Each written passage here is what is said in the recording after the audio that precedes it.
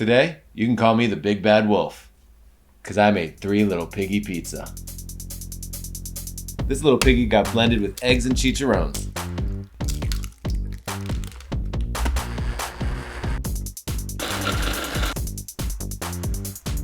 And shaped into an 11 5/7 inch pizza crust.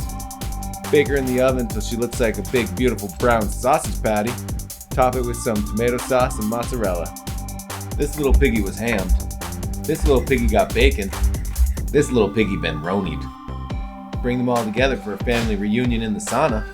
And these little piggies went all the way into my mouth.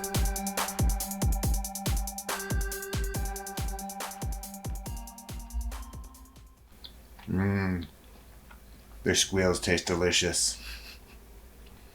Can you taste the pork? That's all there is.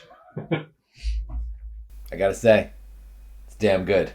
You should try it and let us know what you think. You know, you don't need bread.